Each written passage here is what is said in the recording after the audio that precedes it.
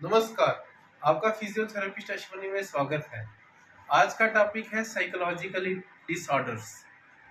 तो आज मैं आपको बताऊंगा साइकोलॉजिकल डिसऑर्डर्स के बारे में। जो माइंड के डिसऑर्डर्स होते हैं उसे हम कहते हैं साइकोलॉजिकल डिसऑर्डर्स। किसी को मानसिक तनाव या मानसिक दिक्कत आती है, उसके बारे में आज मैं आपको डिस्कस करूंगा। आज मैं आपको थोड़ा इंट्रोडक्शन बताऊंगा। सबसे पहले टर्म आता है साइकोपैथोलॉजी। साइकोपैथोलॉजी होता है कि स्टडी ऑफ मेंटल इलनेस या फिर स्टडी ऑफ एबनॉर्मल बिहेवियर या study of dysfunction, mental dysfunction. इनमें से कुछ जो मैंने आपको बताया, अगर किसी का बिहेवियर एबनॉर्मल हो तो हम कहते हैं कि पर्सन जो है वो मेंटली डिस्टर्ब है, ही इज अनस्टेबल। तो हम एबनॉर्मेलिटी को चार चीज़ों से डिफाइन करते हैं। Abnormality is defined by 4 things, that is 4D। 4D का कंसेप्ट आता है।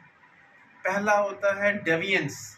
डेविएंस कहते हैं कि अगर कोई व्यक्ति किसी रूल्स एंड रेगुलेशन को फॉलो नहीं करता, नॉर्म्स को फॉलो नहीं करता, कोई एक जगह रूल है जहाँ पे हमने वो उस रूल को फॉलो करना है, वो उस रूल का उल्लंघन करेगा, उसके विपरीत जाएगा, उसके अगेंस्ट जाएगा, तो उसे कहते हैं डेविएंस।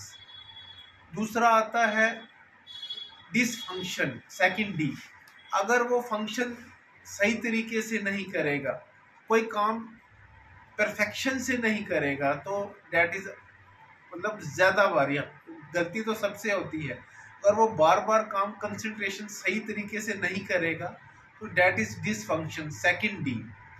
And third D is the danger. अगर वो व्यक्ति बहुत ही हाइपर या डेंजर चीज़ें करेगा, किसी को नुकसान पहुंचाएगा या अपने आप को नुकसान पहुंचाएगा, that is third D। And fourth D is the distress. अगर वो खुद भी परेशान होगा, दूसरों को भी डिस्ट्रेस करेगा, डेट इज 4D।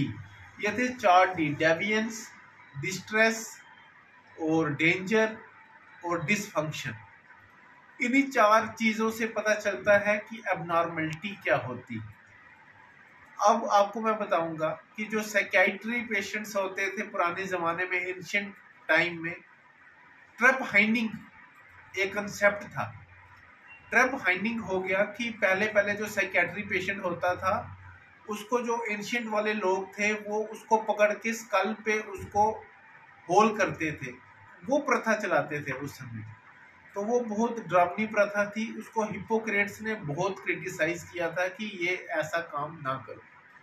फिर मिडिल एजिस में, रेनेसेंस एज में थोड़ा चेंज आया। अगर कोई साइकियाट्री या माइंड से डिस्टर्ब होता था, उसे कहते थे कि he is suffering from any spirit या कोई भूत बाधा है।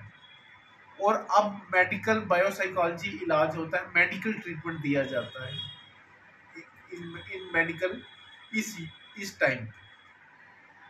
और ये जो साइकेट्री प्रॉब्लम होती है, ये ज़्यादातर होती है डिस्टर्बेंस ऑफ न्यूरोट्रांसमीटर्स की वजह से, जैसे एसिटाइलकोलिन हो गया।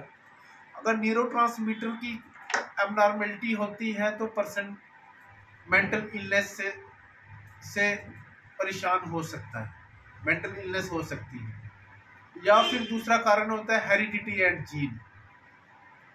और तीसरा कारण हो सकता है सोशल इन्फ्लुएंस, जिसको बोलेंगे सोशल काजेस, जैसे सोसाइटी में या फिर फैमिली, अगर वहाँ से स्ट्रेस आएगा उसको। और तीसरा साइकोलॉजिकली जो काजेस होते हैं, फॉर एग्जांपल लर्निंग मॉडल आता है जिसमें वो लर्निंग सही तरीके से नहीं कर रहा, या फिर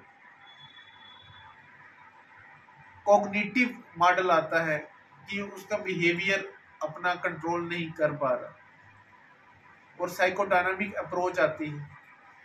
ये कुछ कंसेप्ट्स थे जिससे मैंने आपको आज इंट्रोडक्शन दिया साइकोलॉजिकल प्रॉब्लम्स के बारे में।